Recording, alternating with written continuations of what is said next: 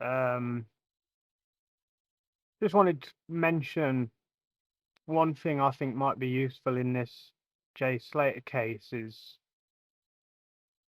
there is a lot of young men in the past who've gone missing in Tenerife, which I think's a bit odd. There was one guy, the most recent one that I found was this Ryan Cooney. He was beaten and robbed and turned up a few days later, I think they said. Uh,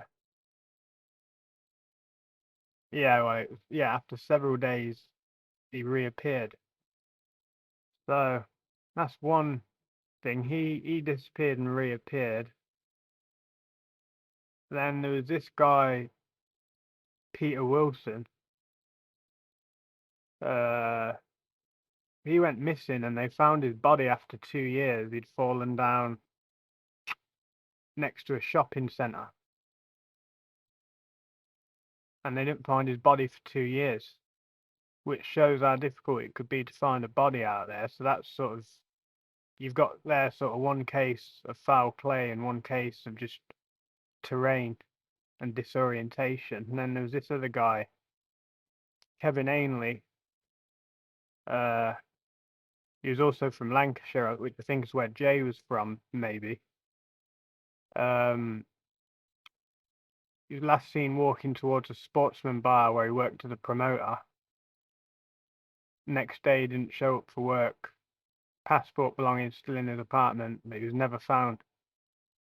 And it's what's interesting as well. It says even with the Lancashire police travelling there and assisting, they still didn't find him. And that was 20 years ago. So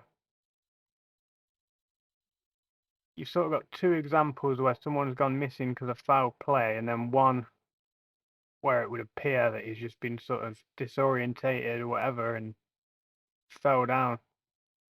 And so I don't know. I just made a comment on a video to that true crime rocket scientist, and I was basically pointing out if there is foul play involved, I don't think Jay Slater will be the first man that they've made disappear. So maybe some of these old cases might shed some light on exactly what's happened, or maybe there's a pattern of young men going missing, and then maybe links to them guys or that group or that area or the club scene or the drug scene or whatever, or maybe Peter Wilson's the one that sort of gives the correct answer because it appears that he was just well, his mum said that he was disorientated and lost his way. Um, yeah, eventually his body was found. Took 2 years to find the body of Peter Wilson after he fell down a steep drop beside a shopping mall in Playa de las Americas in March 2019.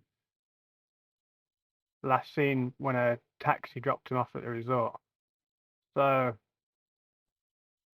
can't really rule anything out, can you? I don't know. I just think maybe if a few people just turn their eyes to sort of these old cases, and maybe something will come out of that. Maybe there's patterns. Like I say, the fact that he got disorientated and seems to have fell on his own accord, and then the fact it took so long to find him. But then you've got the other one. You know what I mean? It could even just indicate that we might not find this body for a long time. But the only difference with this guy is I don't think they knew where to search. Where with Jay,